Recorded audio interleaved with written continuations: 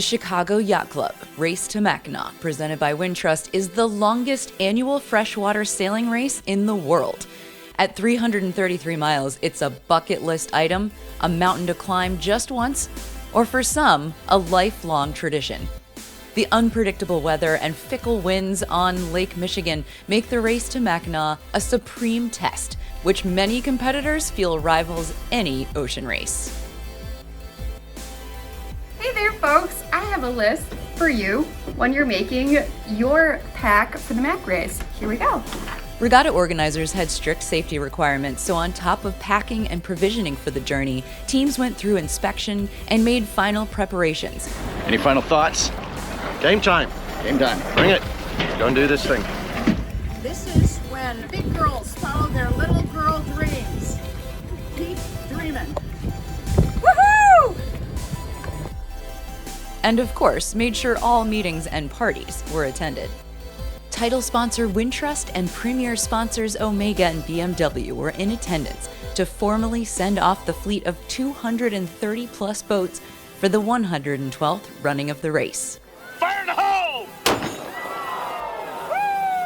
The cruising fleet took off on Friday in a strong northerly breeze and cloudy skies to have a head start on the racers who would start 24 hours later. Saturday, the racing fleet shoved off the docks around Chicago to parade in front of the Navy Pier for a final send-off from friends, families, and fans of the race, complete with music and live commentator. This next boat's a family affair. It's Bloodline! Owned by Woody, John, and Will Hanson out of Northwood, Illinois. It's OC86 from... Are you guys doing the clean way? Everything we do, just want to try to do it safely, especially at night. Nothing's a crazy rush. It's a 340-mile race, so the fact is, let's do it right, do it safe, and not take any shortcuts.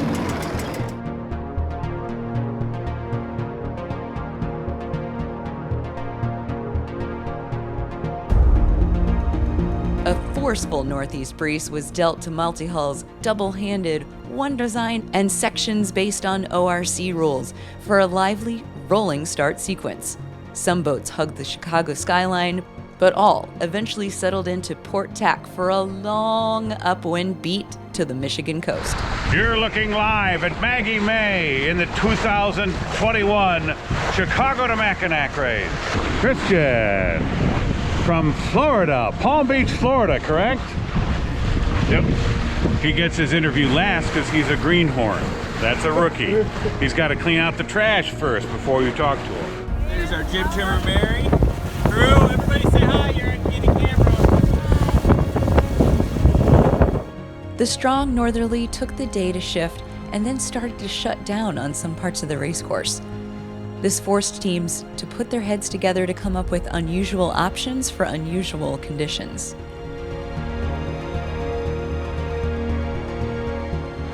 So we're in good shape. We're expecting a bit of a park up. Hopefully not a restart. We can get out the other side of it. But we'll just have to see what comes here in the next few hours as the sun rises. As I'm looking at it, our apparent wind angle is opening up quite a lot. So we could be into a code zero just as soon as we can, hopefully fairly soon. We'll just have to see.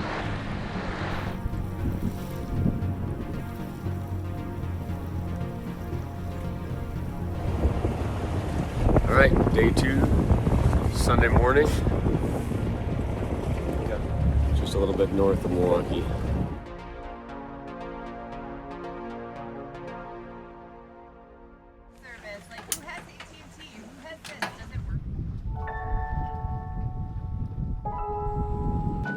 The higher the sun rose on Sunday, the lighter it became, and the majority of the fleet found the dreaded holes on the racetrack. It became a drifting competition quickly, and teams had to find a way to keep themselves entertained and protected. Today, we're talking about bugs. Can you see them on my face? They're all over. They're embedded. One was in my eye earlier. It's very light. And I think I've had enough bugs to constitute a meal. Long running tight, something thick shorts, hoodie, hoodie stuffed in. Apparently they like the back of the neck, hat on top. Basically, nothing at little exposed skin as possible, and they still get through. These guys are mean suckers. Yeah, he's got the magenta flat. Two purple. Yeah, I know. Fire.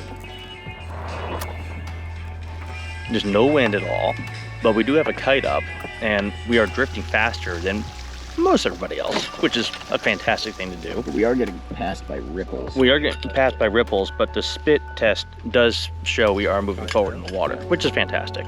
Can you demonstrate for us the spit test? Yes, right. Watch. Show us the spit test.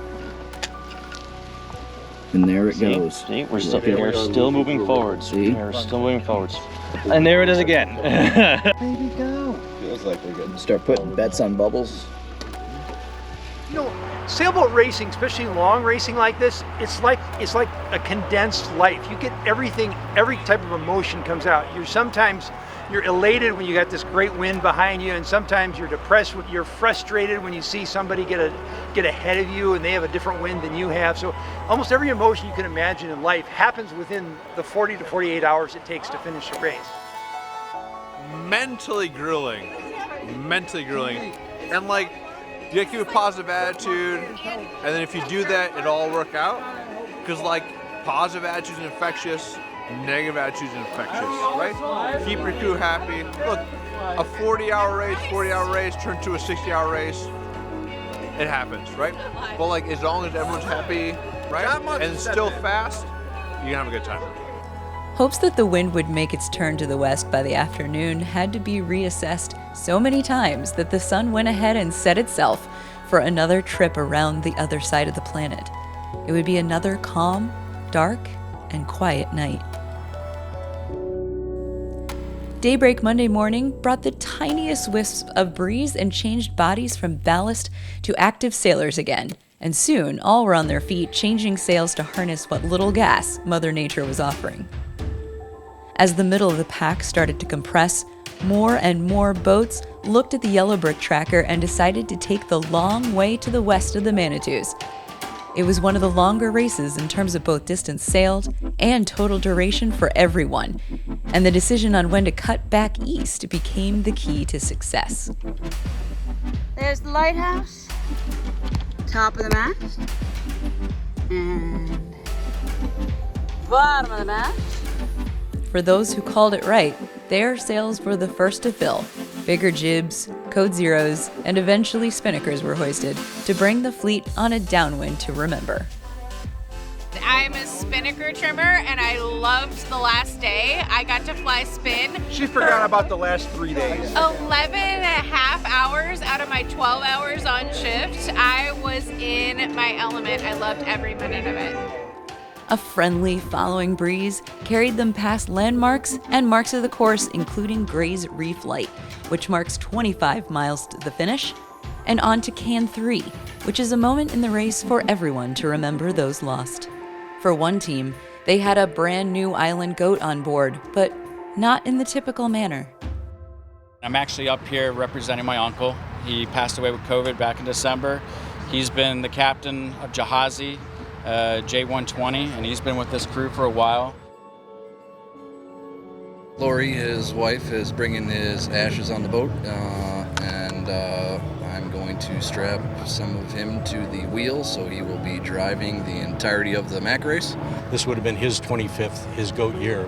So they're going to make him an honorary goat, and it's quite an honor. Frank Giampoli was a fantastic man. I've been sailing with him for about 5 years. He's taught me a lot about driving a boat, sailing tactics, but he had such a good personality that I just didn't want to leave the boat. So I really enjoyed all of my time with him. Frank said, "I never had a bad day where I got to listen to the Grateful Dead." Broke Down Palace ends with a verse that I think sums it up pretty well. Fare you well, fare you well. I love you more than words can tell. Listen to the river sing sweet songs to rock my soul. We love you, Captain. Amen.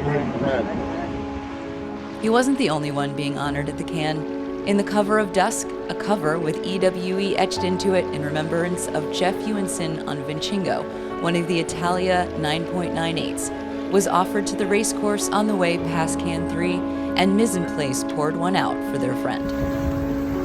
Hey everybody, this is your captain speaking. We just rounded Mark 3. You can see the B-Wiles flag in the background. We poured out a little of Malort, one of his favorite libations, to honor him on this race. He is dearly missed, but there were signs of his presence all around us, including the B-Wiles flag you see behind me. Just over next to me is a couple of boats, Loki and Purina. They're flying a big yellow sail. You can see my daughter here. Really special to have both my daughters, Taylor and Alex, on board with me, along with a lot of return mise en place crew and a newbie, CICHON, who's here for the first time. So many teams have left a piece of their heart on the racecourse. With all of the time away from land, away from work and any distractions, reflecting on what is really important in life is inevitable. Providence, an Ericsson 35 Mark II with several father-son pairs on the boat, always remember someone very special, especially in the calm moments. My mom, I think she was the one that really wanted to do the race to Mackinac first. I think she's the one that talked him into buying the boat, and she's the one that said that we were going to do the race. And she passed away in 2011, 3 days before the race to Mackinac. And her final words, directions were, you have to do the race. So she passed away on a Wednesday, and we went and did the race the following Saturday, and did everything with her afterwards. And that's what she would have wanted. And we always like to think that she's keeping an eye on us wherever we are on the race course. And if there's a win line out there, maybe she's got a hand in helping us get it. Providence would go on to win the overall Chicago Mackinac Trophy, meaning they won the smaller boat half of the fleet. Triumphing in the larger half of the boats to win the Cup was the J111 No Surprise, with their own start of a new legacy. I did my first Mac with my dad a long time ago, so it's great to have my daughter with me. And on our boat, we had 3 father-child combinations. 5 of our 8 crew were under age 24, and so I bought the boat to carry on the tradition of David Irish was always good at bringing younger sailors along, and so that's a key part of our program. Is we get a couple old people like me. I'm the oldest guy, or one of those guys on the boat now, and bringing up the next generation. So that's part of the philosophy of our program, and when we win, it's just a bonus. It was just super thrilling, and I mean, this is something I've always wanted to do. It was just amazing being not seeing any land and just seeing a whole bunch of boats and, racing and always finding a way to make the boat go fast. I mean, just 3 full days of full-on racing, it was kind of inspiring. In the J111 class, we only focus on the one design. We focus on the other J111s, and so we weren't focused on the overall at all, and we were just, whenever we were behind, we were finding ways to pass, and the final pass was under the bridge, so about 4 miles out, we made a pass, and felt bad for the no quarter guys. They still had a great race. 1, 2, 3, in first place in the Cup division, first place in the J111 section, no surprise, Scott Sellers, Little Travis Yacht Club. Other big achievements amongst the fleet was the informal induction of so many new island goats, competitors who have started 25 Macs. Whoa! Whoa, Mr. Goat! In honor of your 25th, we would like you to take care of this goat. As you go around the island today, the goat must be with you or with another new goat. This is a sacred trust. Are you worthy of this task? I don't know if I'm worthy of it, but I'm willing to take it. The goats are all folks who have done a lot for the sport, obviously spent a lot of time on the water, and had a lot of good adventures with friends and family, and it's just great to be part of it. My first Mac was in 1983. I was still new at sailing, and I did it with my dad, actually, on the boat that he was sailing on. This race is part of my life. It's beautiful. It's something that I love. I feel in my bones, in coming up here, and all my friends are here. I have finally reached 25. I'm now an island goat. I am honored to be a part of the GOAT because it is the icons of the sport who have achieved this goal of 25 or more races, which is something like several hundred on and off watches and a lot of peanut butter and jelly sandwiches and sticking with it for a long time. So the Island Goats is a wonderful institution. Long live the goats. Back in 1959, the Island Goat Sailing Society was started for the parties, ones that now surround the actual race, a black tie induction ceremony in May, and parties during the holidays. But it's also about giving back to the community, with lake cleanups in the Chicago area and supporting the Mack Island Community Foundation and their new ambulance this year. Time spent on the island of Mackinac with family and friends exploring the island where there are no cars because they bother the horses would make it seem it's about the destination, but the journey is just as rewarding. Over the span of about 40 hours, day and night, spectators welcomed their friends and loved ones to the Mackinac Bridge. A welcome sight for competitors that the race committee is standing by to take finishes very close by. It's a time to reflect on the race and celebrate the milestone for their first, 10th, 50th, or even 67th race with their crews and the rest of the regatta at large.